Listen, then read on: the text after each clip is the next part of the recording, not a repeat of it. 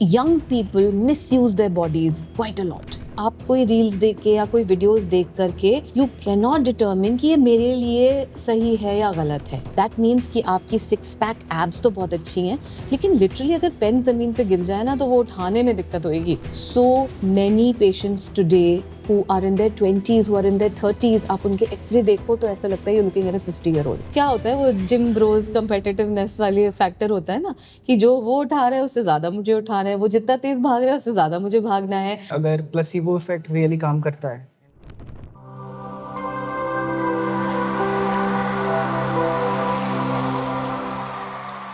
क्या आप दुगने पैसे कमाना चाहते हो? अगर मैं आपसे ये कहूँ कि आप जो आज कमा रहे हो उसका दुगना आपके पास वापस आ सकता है, but as medical bill. Hello and welcome to KRMU times. मैं हूँ आदित्य राज. आज हम जिस टॉपिक पे बात करने वाले हैं वो है sedentary lifestyle. To understand this we have with us doctor Mamta Shankar, a physiotherapist and a professor with international clinical experience across India, the UAE and Indonesia. Ma'am, thank you for joining us. Hi Aditya, thank you so much. I want to know your journey, how you joined the physiotherapy, why physiotherapy? So Aditya, I think it happened just by chance or slightly by design. When I was in school, हमारे पास इतनी सारी choices नहीं होती थी and we used to think कि हमारे पास बस थोड़े से ही career options हैं. But स्कूल से ना we were taken to a hospital to try and see, क्योंकि हम bio वाले students जो section में थे ना, and there everybody is looking at the different professions and all. When we went to the physio department ना, मुझे ऐसा लगा कि this is more like it.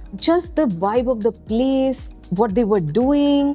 कहीं ना कहीं थोड़ा सा मुझे ऐसा डर था, like I didn't have a family of doctors or anything. So मुझे ऐसा लगता था कि will I be okay with a lot of blood and gore and that kind of clinical setup and all. But when I started my journey as a student and then as a physiotherapist and then as a teacher, at every stage I was very lucky to find the right fit कि हाँ मैं सही जगह पहुँच गई हूँ. So I was really, I'm very grateful for that, for whatever came together to do that. तो ma'am मेरा पहला सवाल आपसे ये रहेगा कि आजकल के यूथ ज़्यादातर बाहर की बॉडी की फिटनेस देखते हैं. क्या वो एक्चुअल फिटनेस है या जस्ट अ फेक फिट? देखो हर तरह के लोग हैं. There are those who are actually focusing on their fitness and they're doing it the right way.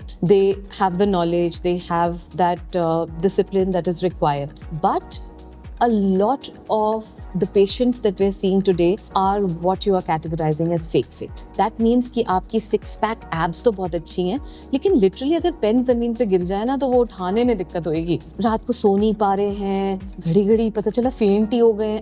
अजीब अजीब सी मेडिकल कंडीशंस आ रही हैं सामने in people who claim to be very fit. So yes, the fake fit syndrome is absolutely real and we see it every day. तो ma'am अपने young patients ज़्यादा देख रहे हैं या बाकी ओल्ड एज के हिसाब से यंग पेशेंट्स कम आते हैं?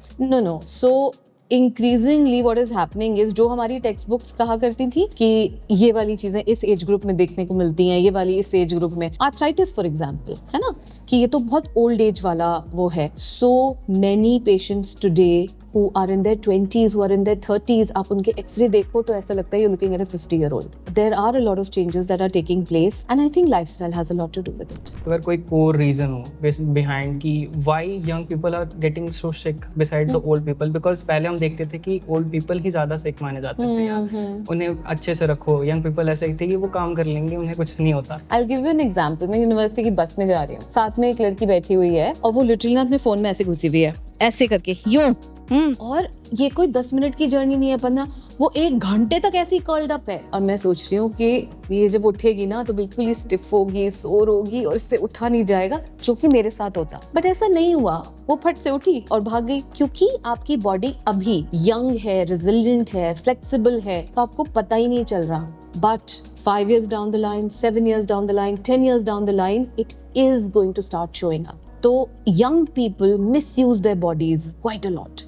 Less outdoor time, less interactive time, ज़्यादा स्क्रीन में घुसे हुए हैं, बाहर नहीं देख रहे हैं, वो it's taking its toll. अगर लॉन्ग टाइम कोई वर्क कर रहा है, ज़्यादातर बैठ के ही काम करना पड़ता है, या स्टूडेंट्स हो गए तो ज़्यादातर बैठ के ही वो काम करना पसंद करते हैं rather than चलना या बाहर निकलना, तो उसके क्या इम्पैक्ट्स हो सकते हैं? So the thing is, Aditya, if you are using technology for your job, you know कि टेक्नोलॉजी बड़ी अच्छी होती है, हमें कितना हेल्प करती है, हम उसको अपनी फिटनेस, अपनी डेली रिजीम में we can use it as a tool. आप जिस भी सिस्टम पे काम कर रहे हैं उसके ऊपर अलार्म लगा दो ना 20 मिनट का। एक 20-20-20 रूल होता है कि every 20 minutes for 20 seconds look 20 yards पे, मतलब दूर देखो, ताकि क्योंकि आप स्क्रीन को बहुत पास से देख रहे होते हो, पोस्चर भी ऐसा हुआ होता है। So every 20 minutes you can set it up ना। आप एक अलार्म सेटअप कर सकते हो। हम लोग घड़ियां पहने हुए हैं, वो बज कर देती हैं कि बहुत देर हो गई बैठे बैठे, उठ जाओ। If you are able to understand कि ये चीज कितनी इंपॉर्टेंट है, you know, like you said in the beginning कि ये डबल होके मेडिकल बिल बन के आएगा, वहां तक की नौबत ना पड़े, इसलिए छोटे छोटे इंक्रीमेंटल उसमें हम बहुत आराम से चीजें प्रिवेंट कर सकते हैं। मैम अगर सॉल्यूशन की बात करें, लाइक अगर कोई चाहे कि 3 हैबिट ऐसा कर ले कि अगर हम हैवीली एक्सरसाइज नहीं कर रहे उसके लिए, बट 3 हैबिट कर रहे हैं, तो वो कहीं ना कहीं रुक सकता है। देखो, फिट होने का मतलब होता है कि जो आपका करंट लाइफस्टाइल है वो आप अपनी करंट लेवल ऑफ फिटनेस से बिना किसी प्रॉब्लम के कर पा रहे हो। अगर आप स्टूडेंट लाइफ में हो तो आपको पता है कि आपकी दिनचर्या क्या है। आपको सुबह कॉलेज जाना है, यहाँ से ऊपर नीचे सीढ़ियाँ चढ़नी है, फिर कहीं बाहर घूमने जाना है, फिर वापस बस। अगर आप 3 फ्लोर सीढ़ियाँ नहीं चढ़ पा रहे हो और आप हाँप रहे हो, दैट मीन्स आप फिट नहीं हो, है ना। So I think the first step is acknowledgement कि अपने आप को एक बारी असेस करो, क्या आप अपनी दिनचर्या के लिए उतने फिट हो कि नहीं।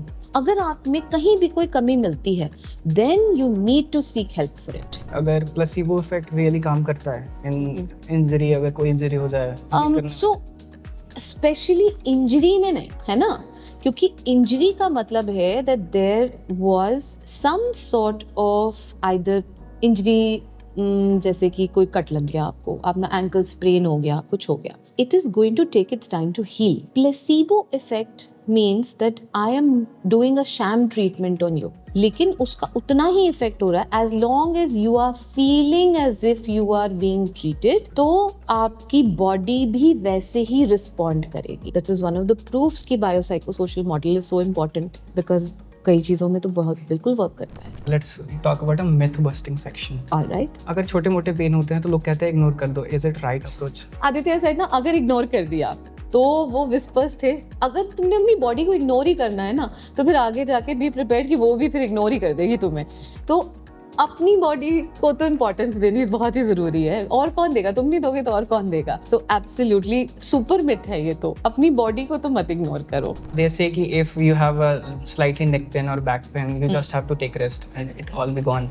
Is it? I wish, लेकिन हम ये कहते हैं कि movement is medicine. Yes, you have to be careful, like especially with neck pains, back pains. Again, एक ना one size fits all approach नहीं होती। आप कोई reels देख के या कोई videos देख करके you cannot determine कि ये मेरे लिए सही है या गलत है। So you have to assess it. You have to go to a specialist. You have to figure out what the problem is and what is good for it and what is bad for it, है ना? But simply not moving is never a solution. They say कि pain killer खा लो, जड़ से खत्म हो जाए कोई भी चीज। पेन किलर खा लो, अगर दर्द जड़ से तो नहीं खत्म होगा ना, मास्क हो जाएगा। जो भी आपको पेन हो रहा है ना, it is a response of your body, कि वो आपको एक अलार्म या वार्निंग सिस्टम है ये आपका। आपने ही सेटअप किया हुआ है कि अगर मेरी बॉडी में कुछ गलत हो रहा है तो प्लीज बता दो, जब पेन होगा तो हीलिंग होगी, है ना। Now in some cases where you have acknowledged कि वो पेन क्यों हो रहा है, you have taken corrective measures for it, and then if you take a painkiller to say soon ली तुम्हारी बात, अब शांत हो जाओ, देन इट्स ओके। वो शांत हो गए, जब तक पेन किलर का इफेक्ट खत्म हुआ, जो भी आपने किया था जिससे वो ट्रिगर हुआ था वो भी डाई डाउन हो गया, बाकी सब ठीक हो गया।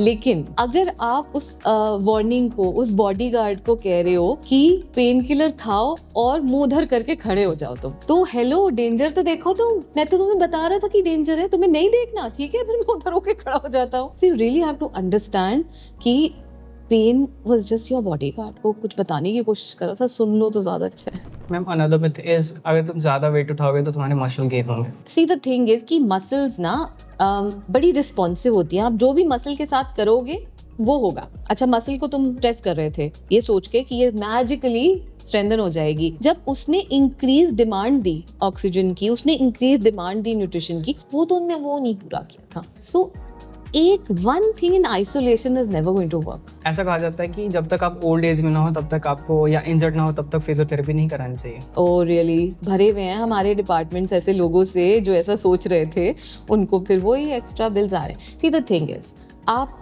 जब ओल्ड एज तक पहुंचे, आपने अपनी बॉडी की ये हालत कर रखी कि आप अपनी ओल्ड एज एंजॉय नहीं कर सकते, तब तक आप उस टाइम पे हेल्प सीख करने आए जब चेंजेस इरिवर्सिबल हो गए, जब इतनी बुरी हालत हो गई कि आपसे एक कदम नहीं लिया जा रहा। आप ये सोचो कि आपने पिछले 10 साल वेस्ट कर दिए अपनी लाइफ के, और अगले आगे के 10 साल जब आप इंजॉय कर सकते थे, जब आप एक्चुअली एक फ्रूटफुल जिंदगी जी सकते, वो तो किया नहीं हमने, क्योंकि आप विस्पर्स सुनी नहीं, जब शाउट सुनी तब आए। So correct intervention at the correct time is really important. हम इससे एक क्वेश्चन आता है कि लाइक कि कौन से साइंस है, वार्निंग साइंस क्या हो सकते हैं जिसको हमें इग्नोर नहीं करना चाहिए, लाइक बॉडी क्या क्या साइंस देती है? The red flags. हाँ जी।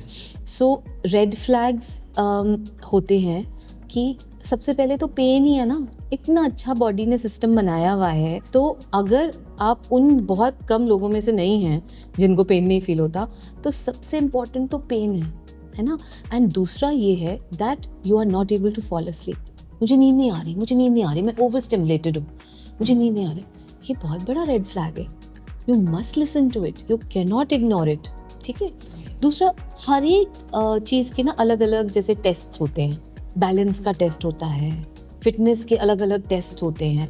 जैसे मोटापे का नहीं होता कि BMI अपना कैलकुलेट कर लो, इसी तरह से अपनी बॉडी के बारे में बायो साइको सोशल फैक्टर्स अपने जानने बहुत ज़रूरी है, whether it is in terms of nutrition और रेस्ट और एक्सरसाइज और फिटनेस। अपनी हेल्थ के जो बायो मार्कर्स है ना, वो सबको आनी चाहिए। मैम जैसे आजकल के सोशल मीडिया पे देख के ही ज़्यादा लोग मोटिवेट हो रहे हैं कि हम ये करेंगे, हम जिम जाएंगे या हम हैवी लिफ्टिंग करेंगे। वो कहीं ना कहीं ये नहीं समझ पा रही कि हर एक्सपेक्ट अलग अलग होती है। दे स्टार्टेड डूइंग कि someone who is body builder, उनका मेन गोल है बॉडी बिल्डिंग करना, तो वो हमेशा बॉडी बिल्डिंग ही कर रहे हैं, बट उन्हें देख के और लोग भी बॉडी बिल्डिंग ही कर रहे हैं जिनकी कोई गोल नहीं है, जिनका डे टू डे लाइफ में ऐसा कुछ नहीं है।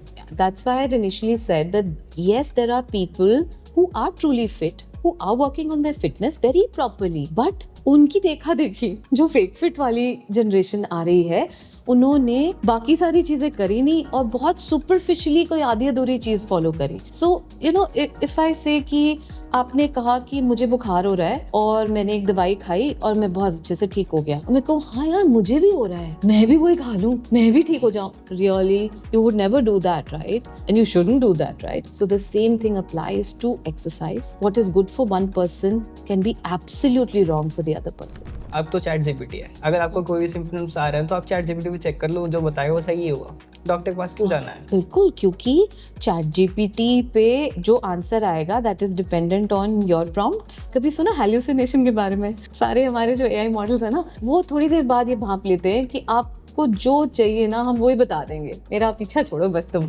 हैं? तो वो हैल्यूसिनेट करते हैं, वो रिसर्च साइट कर देते हैं और वो जाके ढूंढो तो पता चला वो है ही नहीं। पता है रिसर्चें कैसे होती हैं? उनकी ना एथिकल अप्रूवल्स लेने पड़ते हैं, सेंट्रल रजिस्ट्री होती है, क्लिनिकल ट्रायल्स की वहाँ पे रजिस्ट्रेशन होती है, एक जो फैक्टर हो सकता है, जो रिजल्ट्स को इफेक्ट कर सकता है, वो सारे मापे जाते हैं। उसके बाद कोई रिसर्च आगे बढ़ती है, फिर पब्लिश होती है, फिर आगे जाती है। अब जो लोग ये वाली रिसर्चें कर रहे हैं ना, वो सर पकड़ के बैठे हैं लिटरली कि आपको लगता है कि कुछ कीवर्ड्स डाल करके जो आपने किया वो रिसर्च थी, मैंने रिसर्च कर ली है, मैंने इस चीज़ पे रिसर्च, नहीं you know. So please trust people जिन्होंने ये चीज़ें करी, जिनकी इस चीज़ में स्पेशलाइजेशन है, जिनका काम ये है, प्लीज़ उनको ट्रस्ट कर लें। हम अगर कोई ऐसा जो है वो अफोर्ड नहीं कर सकता फिजियोथेरेपिस्ट के पास जाना, तो वो ऐसा क्या करे? घर पे ही स्ट्रेचेस वगैरह, एक्सरसाइज वगैरह। सी अफोर्ड करने की तो ये बात है that there will be a number of places where you can just get it done for free if you can't afford it genuinely and if you have a problem. But if you're at home and you know that शायद उतनी बुरी condition नहीं आपको लग रही कि or you just want to do for a prevention kind of thing, then there are certain things that you can do. जब हम कंप्यूटर पे बैठते हैं, एक होता है ऐसे सीधे बैठे हैं, लेकिन आप कहीं भी जाके देख लो, ऐसे बैठे हैं, यूं, ये है पोस्चर, ये तो हमें पता है कि हमारा ये पोस्चर है, तो हम उसके ऑपोजिट मूवमेंट्स करके एटलीस्ट उसको 10 minutes of exercise will undo about maybe 3 hours of bad posture. तो अगर हम बीच बीच में टाइमली करते रहे then that will prevent it. अभी देखा जा रहा है कि they are afraid of doing cardio, like some people are afraid that they get heart attack because of intense cardio. तो वो किस कारण से? Is it really because of Whispers नहीं सुनी ना, ऐसा तो हुआ नहीं that you got like a, जैसे जो sudden cardiac arrest होते हैं, sudden थोड़ी ना था, वो बता रही थी पहले से, आपने सुना नहीं. अगर आप कार्डियो कर रहे हैं, इंटेंस कार्डियो का तो यही मतलब है ना कि आपने फॉर्मूला नहीं अप्लाई किया, आपने चेक नहीं किया और आप बगल वाले से बस कंपटीशन में ज़्यादा तेज़ भागने लगे थे, है ना. वो क्या होता है, वो जिम ब्रोज कंपेटिटिवनेस वाली फैक्टर होता है ना, कि जो वो उठा रहा है उससे ज़्यादा मुझे उठाना है, वो जितना तेज़ भाग रहा है उससे ज़्यादा मुझे भागना है. और शायद अगर हम इस कंपटीशन में आगे बढ़ जाएंगे तो फिर हम और ही फिट हो जाएंगे. It makes no sense, right?